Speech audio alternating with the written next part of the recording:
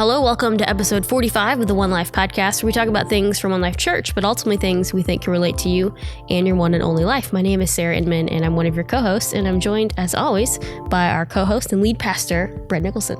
We were thinking about leaving off the lead pastor part, when I'm introduced in church. I'm kind of wanting to go with that. Just be the co-host of the One Life podcast. That's right. That's what they're like. Why is he up there? They're going to have him teaching stuff. But I like that. Yeah, it's a good idea. I like it. And we're in 45 episodes, which is pretty exciting as we continue on. And we've been able to, I know, talk to a lot of different people, a lot of great conversations. And I'm really excited today to be able to talk to not only someone that I'm interested in hearing their story more, but also someone I just enjoy hanging out with, one of my friends, Grace Higgins. Hi, Grace. Hey, Sarah. How's it going? It's good. It's good. And so we're going to hear part of Grace's story here a little bit later. But what I want to do before that, we are going into a series this fall. We're calling it the Centered series. And I want Brett, if you could just kind of share a little bit with us about what the series is about and why a conversation with Grace we think would be great to kind of help set that up. Yeah, I'm very excited about this conversation because our vision statement that we crafted a few years back that we actually changed from our original thing was with a consultant, and we really kind of he pushed us hard to get down to the essence of who we are and think about our future, and it's planting churches that are devoted to changing the secular worldview of the next generation. And what that means is that we want to help craft places of worship that will in the future that will be devoted to that end. Like there's secularism. When I say that, a lot of people think that means you don't believe in God. It's not necessarily true. It simply means that you are in control of your life, which is everybody who hasn't submitted to Christ's lordship in their life. So how do you change that? It's the prevailing ideology of the modern culture and young people. So, but what we're doing with the series is we're going to try to use it as a foundational run and study through that kind of stuff, because a lot of people may not be familiar with even the term worldview. What does it mean? How does that work? And how do you impact that? So we're going to do a series from October 20th to December 1st, 7 weeks, where we talk about the essentials of not only the Christian worldview, but also help people understand what Eastern worldviews look like and how they compare with Christianity, with materialism or naturalism or worldviews, just different comparative things, because we live in a very pluralistic society, and that's what Grace has experienced, and what a number of people are going, young people especially, and those of you who are parents of children, you're going to encounter that increasingly. I know I did, and more as you go to universities. The Christian outlook is increasingly kind of being pushed to the edges, and there's just different thoughts out there, and you need to learn how to navigate that kind of thing. So Grace had very firsthand experience with that kind of thing in her schooling and in high school, and so I think it's going to be a great conversation just around what that looked like, how that experience affected her, and how she navigated through it. So they're all related together. So hopefully we'll get this right, and we'll be able to learn some great things from Grace. Absolutely, especially when you're talking about the next generation.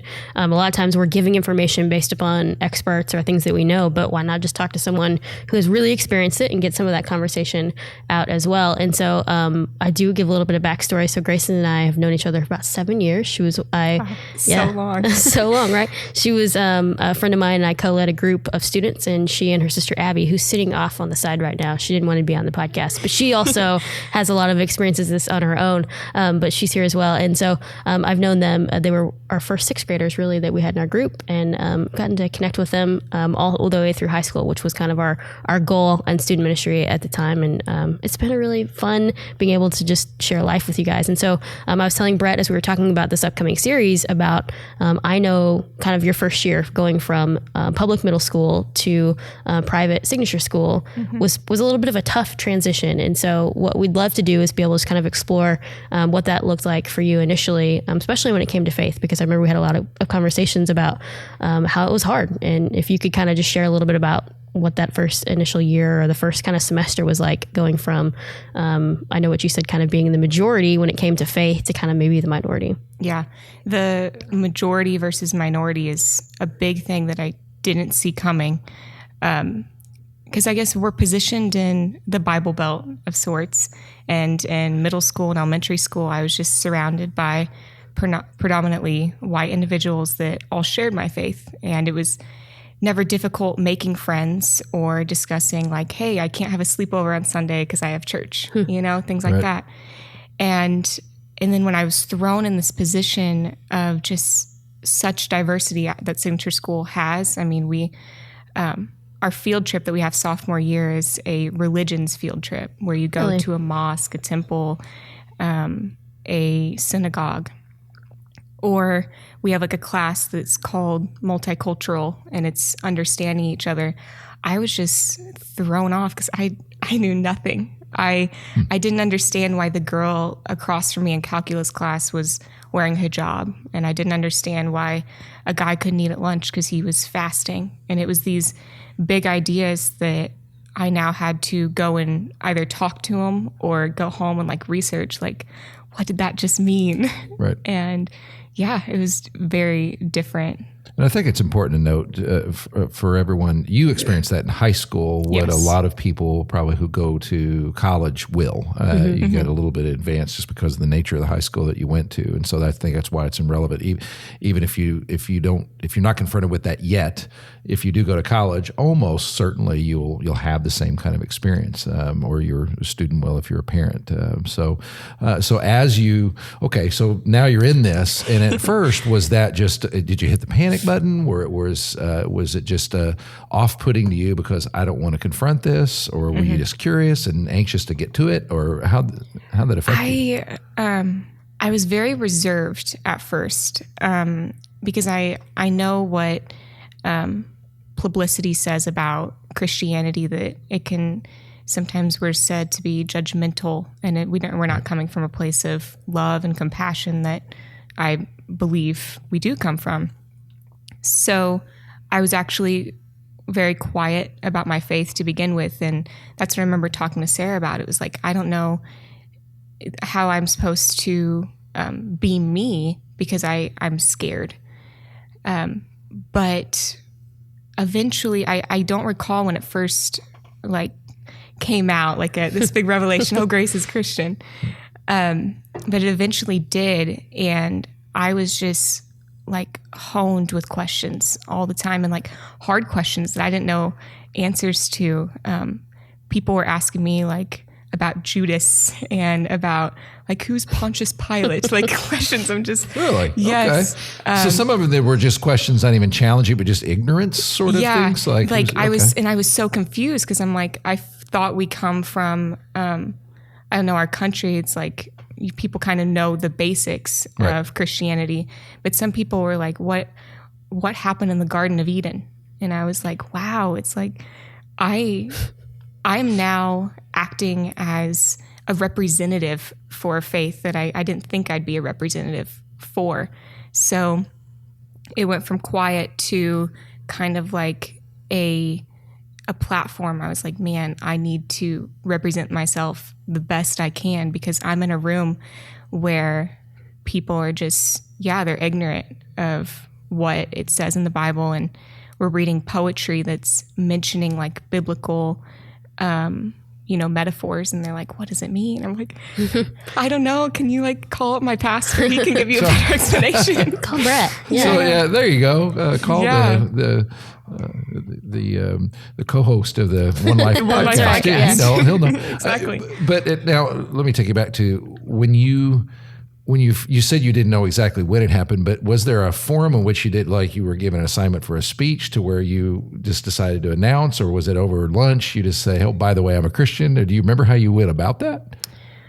I remember I started positioning myself with other people that had also labeled themselves as Christians, and just because I was drawn to them. They were like some of the nicest people I'd ever met, and they were inviting me to Bible studies and things like that. Okay.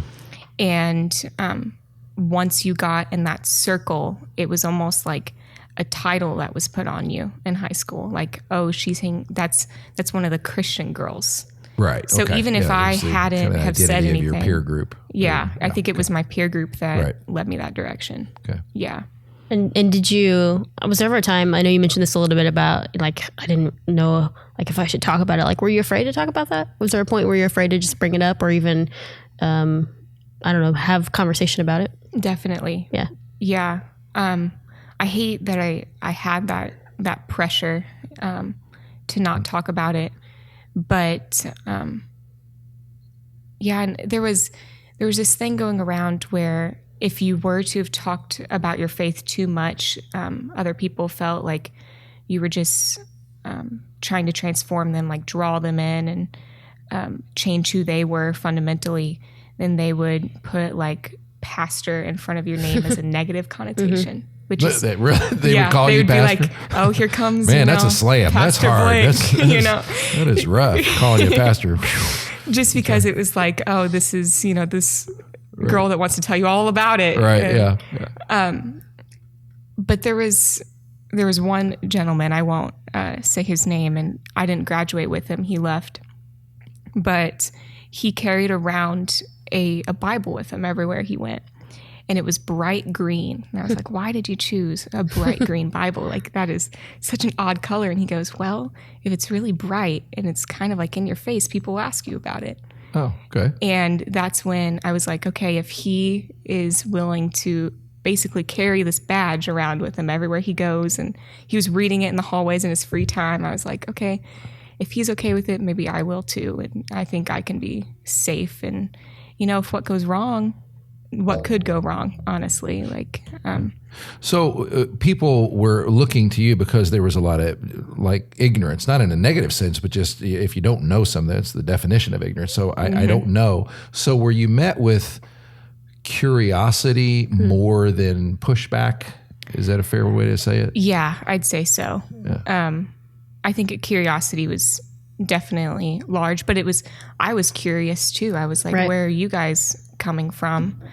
Because it was all I had ever known, and they had all they've ever known. So it was just, right. Yeah, it was. I remember that being one of the questions, we talked about a little bit of like, you kind of start asking those questions. I think everyone at some point in your faith, you kind of ask that question like, well, what if I would have grown up, here? Right. Would I have believed what, I was brought up in only because I was brought up in it? And I know, like, as you'll go through and talk about your 4 years there at SIG, because you guys did graduate from there and had a really great experience. But like, was there a time, I don't know, I guess, what your initial reaction of interacting, as you talked about that, interacting with other worldviews, kind of other cultures? You said you were curious. Was there a point where you felt like, I don't know, like that you had to do more to talk about your faith? Or do you felt like it was just something that you were just curious and wanted to get to know them as people? I did have like a sense at the beginning where it was like, man, it just doesn't seem fair. Like I feel so grateful that I was raised in the faith that I was and had this big connection to it when I was young. And I was like, man, they don't have that yet. So that I did want to talk about it. But I was more trying to just plant a seed rather than hand them an entire tree, like. Right. Good way to put it. Yeah. That's right. So I'd put it out there and they'd ask their questions, or, I went through hardships in high school and they'd wonder, where's it coming from? And I would, without a doubt, say, oh, my faith is what gets me through moments like these. And they'd be like, oh, okay. So I did want to tell them a lot about what was going on, but I also wanted to be a listener in that position. I wanted to make sure it wasn't just me up on a pedestal. And it was really great because we would compare like, oh, this is a tradition that you hold. And I'm like, oh, I'll tell you about my tradition I hold. And we found many similarities between each other. It was just little details that made the difference. Right. And you're probably fascinated by a lot of them. Like you're interested, like once you start becoming connected with a person, you see them not just based upon something that you've kind of know them as, but as an actual person that you've had, experiences with. And you're like, oh, I know a little bit more about, this person. I'd like to know more about what makes them, what they believe about the world or their worldview, for sure. And so as you were talking about, I think it's interesting. I'm curious if this is the case.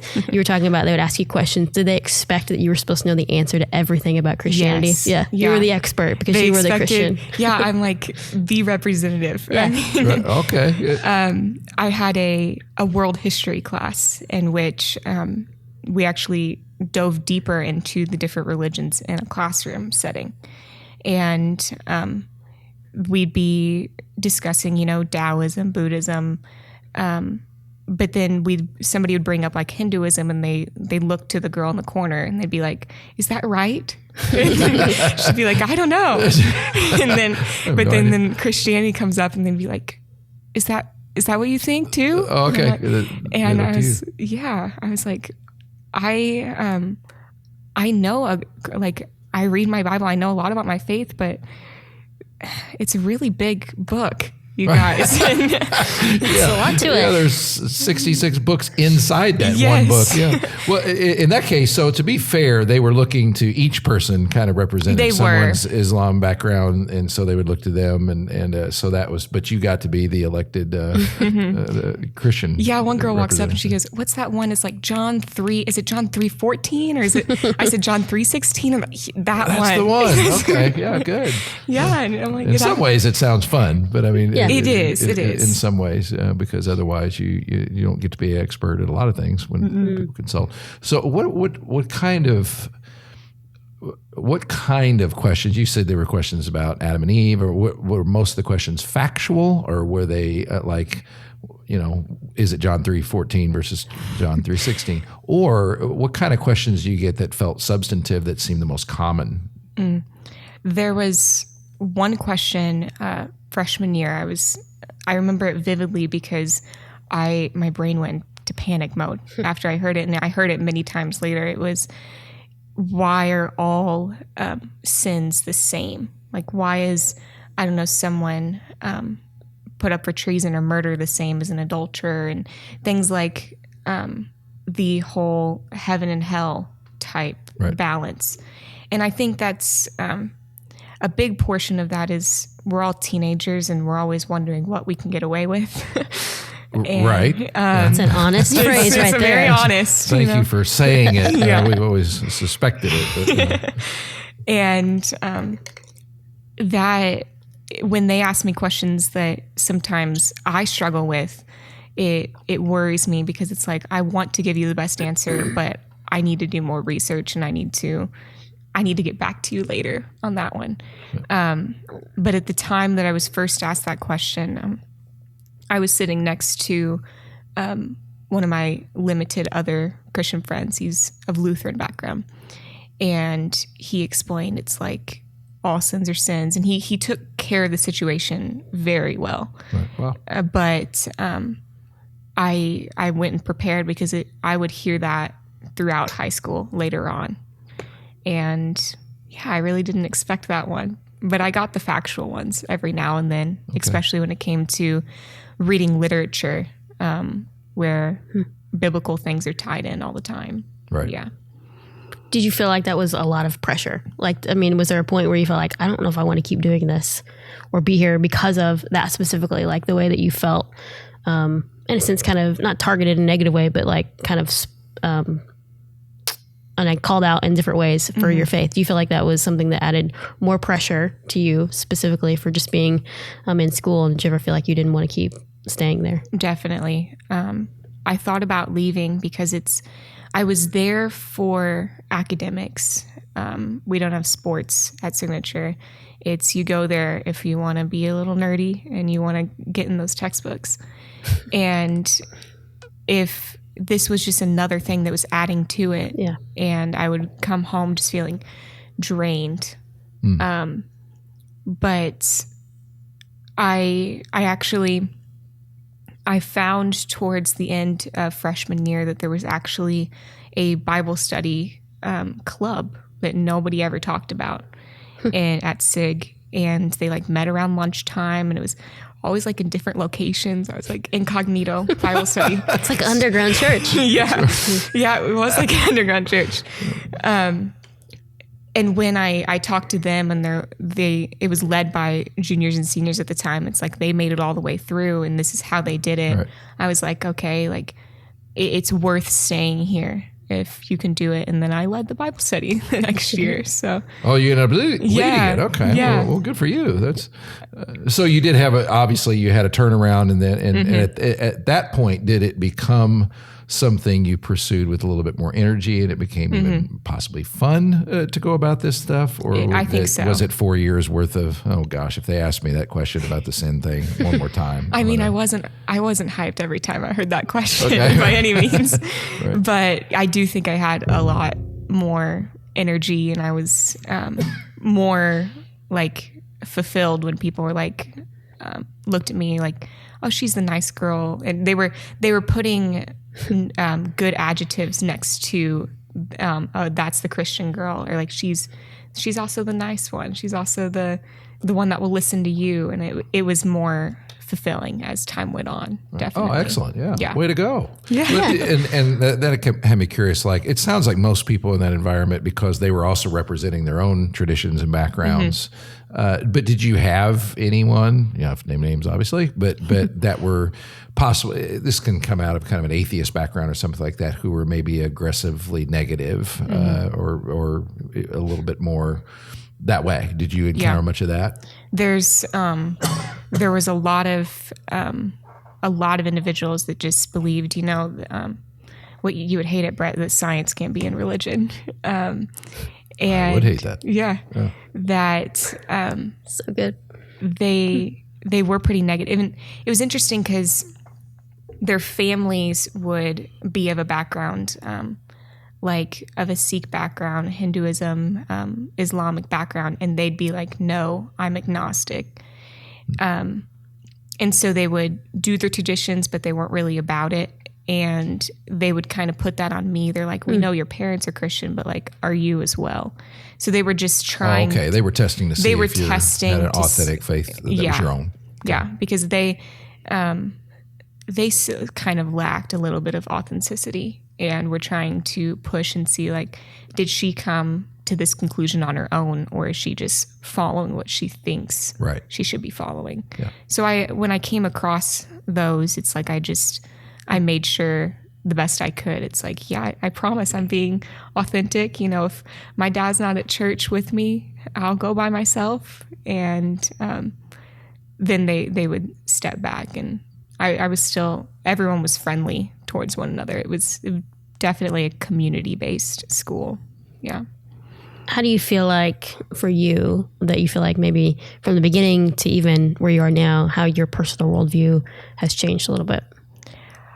I hate tooting my own horn by any means, but I love that I'm I'm respectful of all these differences that I never knew about. I think of one individual. I walk into her household.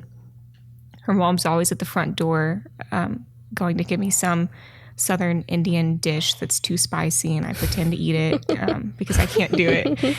And I go to her closet. Abby's cracking up pretend off to eat it? camera right now. I'll eat That all by itself is an interesting skill. You pretend I'll to eat it because, well, it's Okay. like some pieces are cheese, but then other ones will be hot peppers, and you don't know which one's which. So, yeah. Surprise. And then I'll go upstairs and help her pick an outfit, but her whole closet's full of saris. And when I'm in that experience, it used to feel extremely foreign, but now I'm like, her home is just like my home. Like, I feel like I belong there the same. And to feel comfortable in something that was once so foreign it's really nice.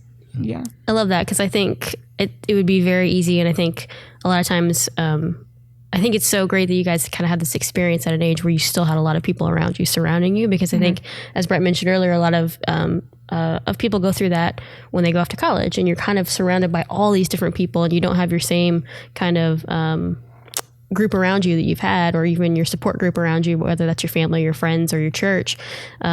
And it's very easy to go in and try to change other people right away, because you feel like, I know something that you don't, or they know something that I don't, and they're trying to change. And it seems like you kind of maybe went from that to more like, I want to get to know more about you, and let's interact and respect each other in a lot of different ways. Definitely. It's a balance. That's like something I was constantly telling myself. It's like, I want to tell them so much, but I don't want to be like putting things down their throat. I want to build up a friendship first, and have this solid foundation before I dive deeper. And it hurt me at first because I wanted to take them all to church with me. I'm like, let's get a minivan. Let's just everybody hop in. But I think by going this route instead, where it was understanding, it felt a little better to guide them on that path slowly than all at once. It sounds like it did, but sometimes when people are exposed to a lot of different ideas, it can dilute their own faith. I mean, they'll still have it, but they'll kind of make it where it's as similar to everything else. Is there a way in which, the Christian faith itself was actually enriched for you through that process? Yeah. I was worried about that whole diluting thing for myself for a while, because if I put myself in the position with other faiths for too long and I'm not expressing myself, then I'm not growing. So I would always come back, and my core group was Christian young women that they were the people I'd go through with the most problems before I stepped out into that outer world. But when I was out there talking to all these cultures, religions and such, I did feel enriched, and it came from every time that I had to dig into the Bible to find the answer to that question they were asking, because then I'd be looking for their answer and I'd be like, oh yeah, that clicks. That's definitely, now I know how I feel about it, and now I know how I'm going to express it. So yeah, I do think it was enriching in the end, and did not see that coming by any means, because I thought, man, this is just going to put me down, but it built me up. How would you coach someone, is coming up kind of through taking the same route that you did, that you wish somebody would have maybe pulled you aside and give you a little advice? What would your advice be? It's to not feel like you have to be the hero all the time. When you really had to understand that I couldn't answer every single question, and I need to take time for myself and just breathe, right. Because I can get so overwhelmed by taking in everything that I'm not just reevaluating. And church every Sunday is a fantastic way to do it, to start your school week at church and worshiping and understanding, okay, I need to, whatever I take in here is going to be my strength for the rest of the school week. Right. And yeah, I think it's really just to reevaluate all the time. Where am I? Am I growing, or am I staying stagnant? Yeah. And I heard you say, just maybe not in this specific words, but I've heard you say kind of throughout everything you've talked about, you always had community. You always had other people that you were connecting with. And I know you and your sister are close as well. And so just being able to have community of people around you, it sounds like, was very helpful to kind of stay strong in that, right? I mean, and to be able to continue on learning yourself, but also not just learning just to answer questions, but learning to grow. And so you can be more confident when those things come up. Yeah. It's something that really sticks with me. I think Brett said it in a message around March. Yeah. She's got the date. Out. Could have, be the challenge. Can anyone else do that in our world? The date. Yeah. He's like, nah. Content. Yeah, it's not going to happen. You said it's like you can love someone deeply, but you can disagree with them profoundly. And that is the actual That was really quote. Good. Yeah. You did. That's right. Remember. An impact, Brett. Mic drop. There you go. Podcast over. Podcast is over right now. No, I'm just kidding. Well, to be fair, I thought about that one a lot. I did. I'm glad somebody I love it. I really do. Because it's like that community, I love them all sincerely. And, even though they don't celebrate Christmas, I was getting them Christmas gifts anyways. And, they probably thought, hey, we probably should. This is a good setup. This is a great Christmas. thing. What a great holiday. No, it was kind of funny. It was like, one girl was like, maybe we should start Hindu Miss podcast. Don't really know if that's the point. Yeah, right. Yeah. And so that community, it's like, they're lifelong friends for sure. that I created. And I think that also came from, we were doing difficult schoolwork and I really needed a buddy to help me study. And I really, I needed someone to just have a shoulder to cry on. And no matter where they came from, they were down to that human level, they would be there. Yeah. And for sure. Yeah.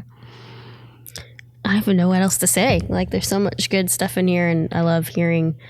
I don't know. I mean, I always love hanging out with you, regardless. But I love being able, more people being able to hear more of this conversation and this story, and ultimately, I love that you've kind of said too that some of the stuff that you've learned along the way, you kind of had to go through it to learn it. I mean, you had to kind of go through some of those conversations and some of those downtimes to get to the point where you're like, okay, I want to keep doing this. And I want to keep, and I know that for you and your sister both, I mean, I'm going to brag on you guys a little bit. You guys did finish signature school and both have received full ride scholarships to college, which is amazing to know. Well, yeah. You know, you're going to college. Yeah. And to the point where saying that you start out with kind of struggling, do I want to keep doing this, to the point where you finish, to the point where you're saying, hey, I'm being noticed for the work that I've done in the community that I've created, because I know your scholarship specifically kind of hinged on the kind of person you are and the way you are around people. And that's amazing to be able to share. And I want to make sure everyone knows that. So I think it was a great call. Thank you. To be that way. I did have to write an essay kind of similar to this topic to be qualified for the scholarship in which I got. They were asking about how I've experienced diversity, and it is kind of unique to have before that college, because college I think is when it hits for most. But I was like, yeah, I have. I feel like I have really dug into different things as a high schooler, and I'm pretty excited for college. I feel strengthened. I know college is a scary time for most, because there's those movies out there that like professors are really going to try to just knock you down and try to make you question everything that you believe. Right. But if I could find a community of Christian people in the school that I was at, I'm pretty sure I can find a community there as well.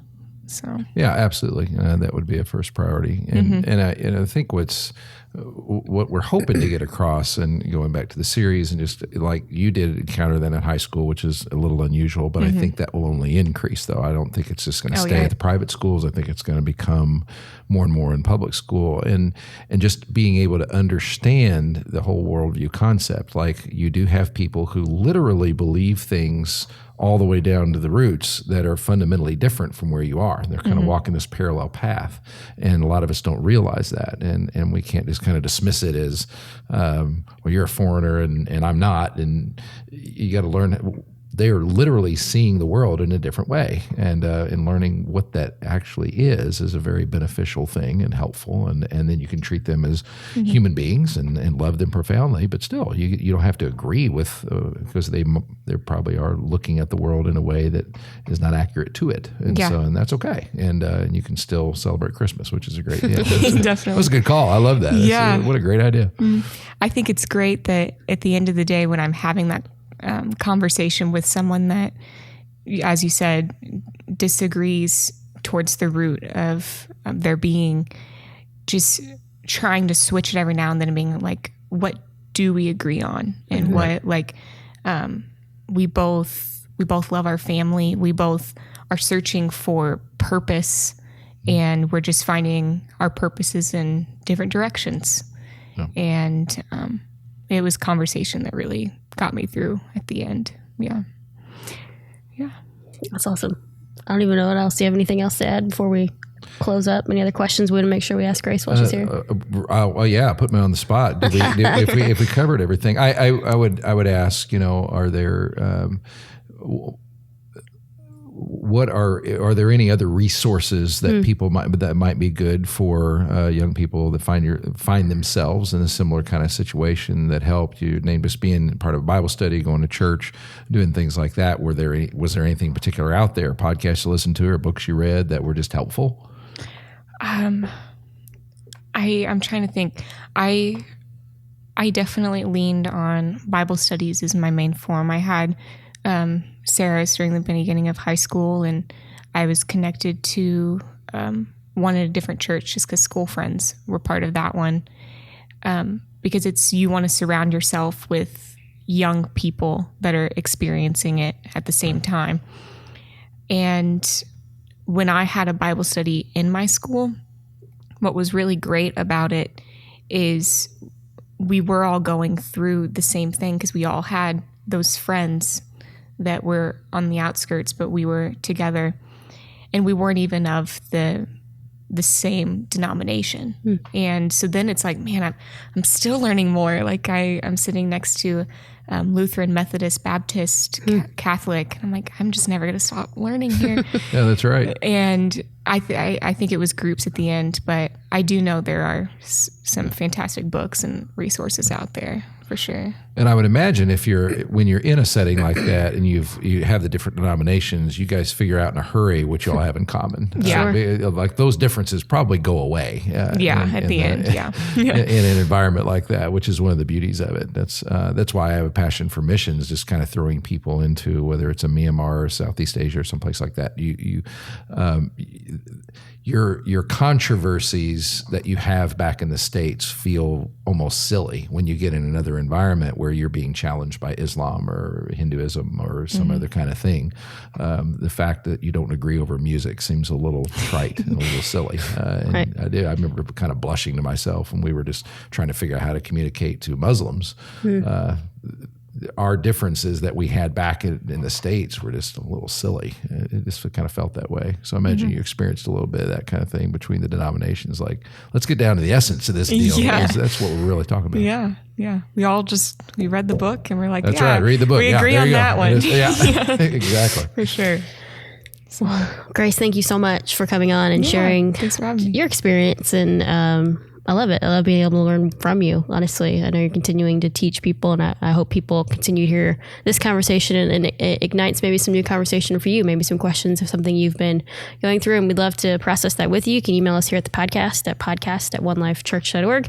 We'd love to be just kind of in the know of what you're thinking when it comes to these. And again, we're going to invite everyone to the series called the Centered Series. And the dates again are October 20th through December 1st. I should know that. Run. You right should off my know that head. as the communications Literally my director job.